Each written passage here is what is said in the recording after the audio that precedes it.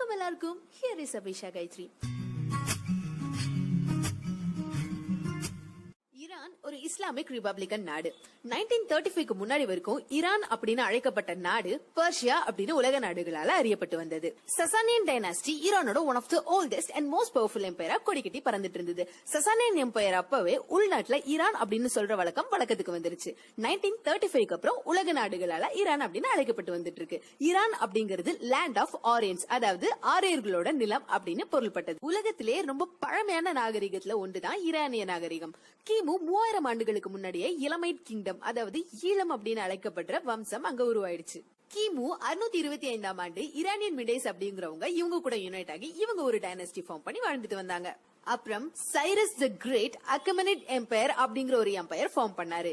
இத ஈஸ்டர்ன் யூரோப்ல இருந்து இண்டஸ் வேலி வரைக்கும் அவருடைய எம்பையரை எக்ஸ்டெண்ட் பண்ணாரு. உலக வரலாற்றிலேயே இதுதான் லார்ஜஸ்ட் எம்பையர் அப்படின்னு குறிப்பிடப்பட்டிருக்கு. கிமு 4ஆம் நூற்றாண்டு அலெக்சாண்டர் தி கிரேட்டால இந்த எம்பையர் வீழ்த்தப்படுது. அதுக்கப்புறம் இது பல கிரேக்க நாடுகளாக உடையுது. அதுக்கப்புறம் கிமு 3ஆம் நூற்றாண்டுல ஈரானிய கிளர்ச்சியாளர்கள் பார்த்தியன் சிவிலைசேஷனை எஸ்டாப்ளிஷ் பண்ணி கிமு 3ஆம் நூற்றாண்டுல இருந்து கிபி 3ஆம் நூற்றாண்டு வரைக்கும் ஆட்சி செஞ்சுட்டு வந்தாங்க. இவங்களை வீழ்த்திட்டு அடுத்த 4 செஞ்சுரிஸ்க்கு சசானியன் எம்பையர் எக்ஸிஸ்ட் ஆயிருந்தது. அந்த காலத்துல சசானியன் எம்பையர் உலகத்துல one of the most powerful எம்பையரா திகழ்ந்து வந்தது. அப்புறம் கிபி 7ஆம் நூற்றாண்டுல அரப் முஸ்லிம்ஸ் வந்து கான்குவர் பண்ணாங்க. அதோட சசானியன் டைனாஸ்டி ஒரு முடிவுக்கு வந்துருச்சு. அடுத்தடுத்து திகழ்ந்த இஸ்லாமைசேஷன் வந்து இதுக்கு முன்னாடி டாமினண்டா இருந்த சௌராஷ்டிரிசம் ரிலிஜனை வீழ்த்திட்டு இஸ்லாம் ஈரானோட ஒன் ஆஃப் த தவிர்க்க முடியாத முக்கியமான ரிலிஜனா மாறிச்சு. கிபி 8ஆம் நூற்றாண்டுல இருந்து 14ஆம் நூற்றாண்டு வரைக்கும் இஸ்லாமிக் கோல்டன் ஏஜ் அப்படின்னு சொல்லுவாங்க. இதுல ஈரானோட ஆர்ட், பிலாசபி, சயின்ஸ் இது எல்லாமே இஸ்லாமிய வரலாற்றிலேயே ஒரு முக்கிய பங்காற்றுச்சு அப்படின்னு குறிப்பிடப்பட்டிருக்கு. கிபி 16ஆம் நூற்றாண்டுல இருந்து 18ஆம் நூற்றாண்டு வரைக்கும் சஃபாவிட் எம்பையர் எஸ்டாப்ளிஷ் ஆகுது. ஈரான்ல இதுக்கு முன்னாடி வரைக்கும் சன்னி இஸ்லாமியரா இருந்தவங்களை இவங்க தான் ஷியா இஸ்லாமியர்களா கன்வெர்ட் பண்றாங்க. ஷியா இஸ்லாமிய பிரிவிலேயே 3 தரப்பு இருக்கு. அதுல இவங்க 12 ஷியா அப்படிங்கறது தான் ஃபாலோ பண்ணிட்டு வராங்க. இப்ப வரைக்கும் ஈரானிய மக்கள் 12 ஷியா பிரிவை சார்ந்தவங்க தான். அண்ட் இந்த ஒரு நிகழ்வு தான் முஸ்லிம் ஹிஸ்டரியிலயும் ஈரானியன் ஹிஸ்டரியிலயும் ஒரு முக்கியமான டர்னிங் பாயிண்டா இருக்குது. 1736ல இருந்து 1747 வரைக்கும் நாதர் ஷா அப்படிங்கறவங்க ஈரானை ரூல் பண்ணிட்டு வராங்க. இவங்கள ஹிஸ்டோரியன்ஸ் வந்து sword of Persia, Napoleon of Persia, the second Alexander அப்படின்னு ரொம்பவே புகழாரம் சூட்டி ஒன் ஆஃப் த பவர்ஃபுல் கிங்னு குறிப்பிடுறாங்க. 17th செஞ்சுரியில இருந்து 19th செஞ்சுரி வரைக்கும் ரஷ்யாக்கும் ஈரானுக்கும் தொடர்ச்சியா போர் நடந்துட்டு வந்துட்டு இருந்தது. இத ரூசோ பெர்ஷியன் வார் அப்படின்னு சொல்லுவாங்க. End of 19th செஞ்சுரியில Qajar டைனாஸ்டிய வீழ்த்திட்டு Russia ஈரானை கான்குவர் பண்ணிடுறாங்க. 1905ல இருந்து 1911 வரைக்கும் ஈரான்ல கான்ஸ்டிடியூஷனல் ரெவல்யூஷன் நடந்தது. 1906ல ஈரானோட ஃபர்ஸ்ட் பார்லிமெண்ட் அண்ட் கான்ஸ்டிடியூஷனை எஸ்டாப்ளிஷ் பண்ணாங்க. அதுக்கப்புறம் 1951ல மக்களால தேர்ந்தெடுக்கப்பட்ட முகமது மொசாதெக் அப்படிங்கிறவங்க ஆட்சிக்கு வந்தாங்க. இவங்க ஈரானிய எண்ணெய் வளத்தை தேசியமயமாக்கணும் அப்படின்னு நினைச்சாங்க. இதை தெரிஞ்சுக்கிட்ட United states and United kingdom உளவுத்துறை வந்து இவரோட ஆட்சியை கவிழ்த்திட்டு முகமது ரசா ஷா அப்படிங்கிறவரை ஆட்சிக்கு கொண்டு வந்தாங்க. 1963ல முகமது ரசா ஷா வந்து இண்டஸ்ட்ரியல் growth, அதாவது தொழில்துறை வளர்ச்சி, லேண்ட் ரிஃபார்ம்ஸ், விமன் ரைட்ஸ் இது எல்லாத்தையுமே இன்க்ரீஸ் பண்ணணும் அப்படிங்கிறதுக்காக ஒயிட் ரெவல்யூஷன் அப்படின்னு ஒண்ணு கொண்டு வந்தாரு. இருந்தாலும் ஈரானிய மக்களுக்கு இவர் மேல ஒரு டிசாட்டிஸ்பாக்சன், ஒரு அமைதி இல்லாத நிலையே இவரோட ஆட்சி மேல இருந்தது. அதனால இவருக்கு அகைன்ஸ்டா நிறைய ப்ரொடெஸ்ட், பெரிய புரட்சி வெடிக்குது. இந்த புரட்சிய 1979 ரெவல்யூஷன் அல்லது ஈரானியன் ரெவல்யூஷன் அப்படின்னு குறிப்பிடுறாங்க. இந்த ரெவல்யூஷன்ல கிட்டத்தட்ட 10 லட்சம் பேர் இறந்திருப்பாங்க அப்படின்னு சொல்றாங்க. இறுதியா 1979ல இந்த ரெவல்யூஷன் முடிவுக்கு வந்து வெற்றி பெற்று ஈரான இப்போ இருக்கிற இஸ்லாமிக் ரிபப்ளிக் கண்ட்ரியா அனௌன்ஸ் பண்றாங்க.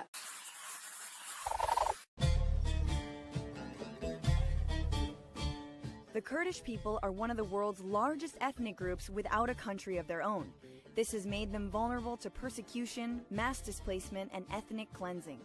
Though they practice a handful of religions, the majority are Sunni Muslims. Their ethnic origins are thought to be Indo-European and Persian, not Arab. After World War I, the Allied powers carved up the former Ottoman Empire and promised the Kurds a state. That never happened.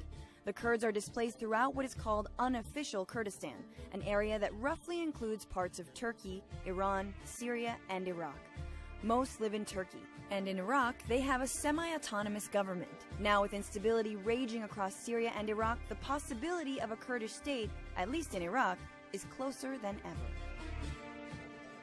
Subscribe on YouTube, follow us on Twitter, and like us on Facebook.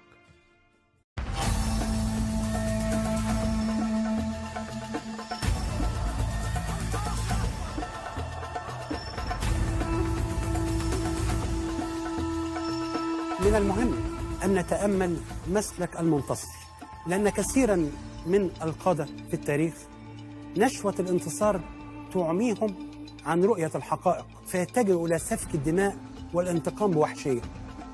إلا هذا الرجل. Saladin is famous throughout history for his generosity, his justice, and his ability to inspire his people. This has earned him respect on the Christian side and the Muslim side.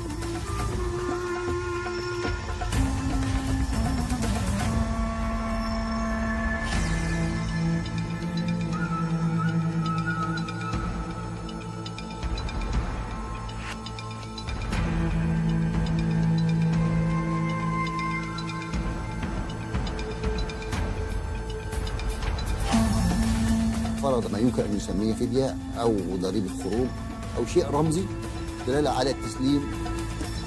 الأغنياء من أمراء الصليبيين رفضوا أن يدفعوا الفدية لهؤلاء الفقراء، دفعوا نفسهم.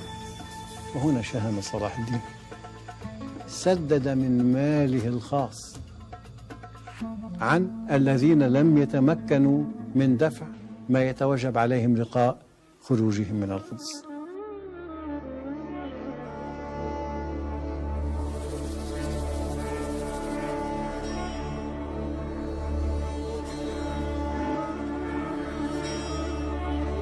وعندما أرادوا أن يكفنوه استلفوا أقمشة لتكفين السلطان العظيم الذي أنفق ماله وصحته على الجهاد، وبالتالي كون صورة ذهنية فريدة لا تزال تعيش بيننا.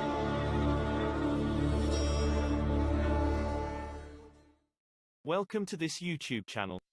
In this video we are going to talk about 10 things to know about Safavid Empire. So before starting this video, please like this video and subscribe to our YouTube channel for future updates. The Safavid dynasty was one of the most significant ruling dynasties of Iran from 1501 to 1736. The Safavid dynasty had its origin in the Safavid order of Sufism, which was established in the city of Ardabil in the Iranian Azerbaijan region. It was an Iranian dynasty of Kurdish origin, but during their rule they intermarried with Turkoman, Georgian, Circassian, and Pontic Greek dignitaries. From their base in Ardabil, the Safavids established control over parts of Greater Iran, and reasserted the Iranian identity of the region, thus becoming the first native dynasty, since the Sasanian Empire, to establish a national state officially known as Iran.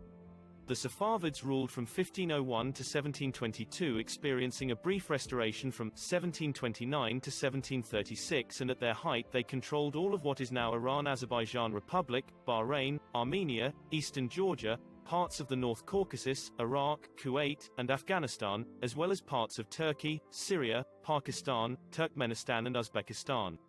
Despite their demise in 1736, the legacy that they left behind was the revival of Iran, as an economic stronghold between East and West, the establishment of an efficient state and bureaucracy based upon checks and balance, their architectural innovations and their patronage for fine arts.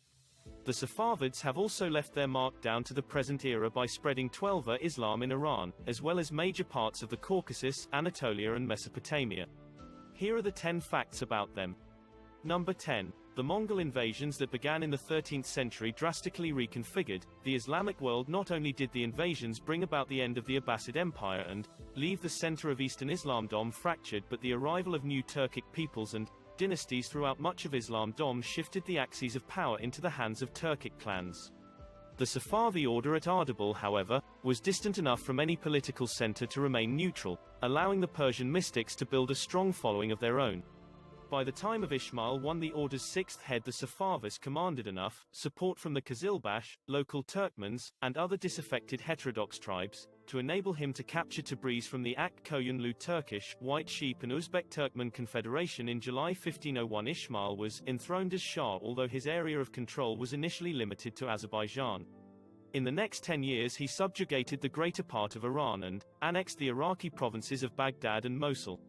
Despite the predominantly Sunni character of this territory, he proclaimed Shi'ism the state religion and enforced its creed and prayers in the mosques of his dominion.